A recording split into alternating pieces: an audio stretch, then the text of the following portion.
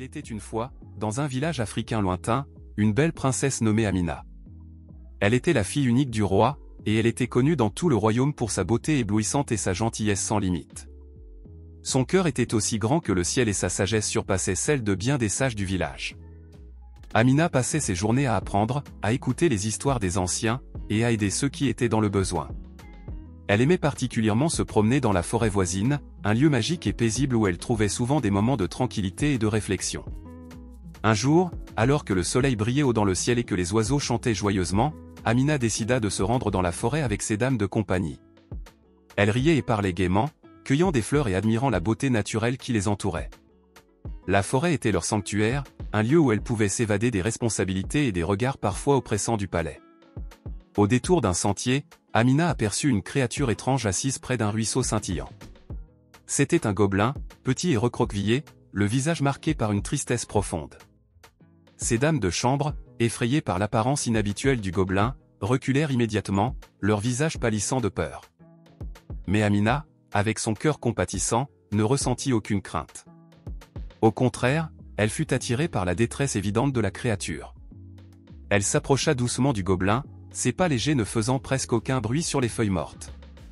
Lorsqu'elle fut à quelques pas de lui, elle s'agenouilla pour être à son niveau et lui parla d'une voix douce et rassurante. « Bonjour, cher gobelin.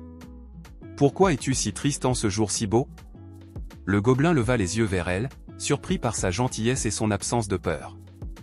Il répondit d'une voix douce mais empreinte de mélancolie, « Je suis seul et sans amis. Les gens ont peur de moi à cause de mon apparence. » Amina, touchée par ses paroles et sa solitude, décida qu'elle ne pouvait pas laisser cette créature si triste et isolée. Elle lui offrit alors de l'accompagner au village, espérant lui apporter un peu de réconfort et de joie. Mais à leur arrivée, les villageois éclatèrent de rire en voyant la princesse avec un gobelin. Les hommes se moquaient de lui, et même le roi, père d'Amina, refusa catégoriquement leur amitié. « Une princesse ne peut pas être amie avec un gobelin, déclara-t-il. Mais Amina, déterminée et convaincue de la bonté du gobelin, plaida sa cause avec persévérance. Elle dit à son père: « Mon roi, ce gobelin est peut-être différent en apparence, mais son cœur est pur et bon. Ne devrions-nous pas juger quelqu'un par son cœur plutôt que par son apparence ?»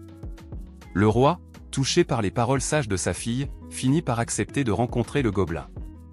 Il lui demanda son histoire, et le gobelin révéla alors un secret incroyable. « Majesté, je ne suis pas un simple gobelin.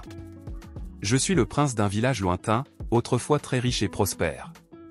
Une vieille sorcière, jalouse de notre bonheur, m'a maudit en me transformant en gobelin et en rendant mon village invisible aux yeux du monde. » Le roi, surpris mais ému par cette révélation, réalisa l'importance de la tolérance et de l'acceptation.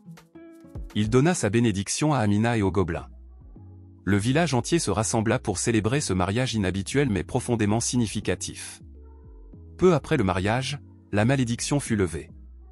Le gobelin reprit sa forme de prince, et son village réapparut, riche et prospère comme autrefois. Le prince et la princesse Amina régnèrent ensemble avec sagesse et bienveillance, prouvant à tous que la véritable valeur d'une personne réside dans son cœur et non dans son apparence. Et ainsi, la leçon que retinrent les villageois fut que le véritable amour et la véritable amitié transcendent les apparences extérieures, et que la bonté et la sagesse sont les plus grands trésors de ce monde.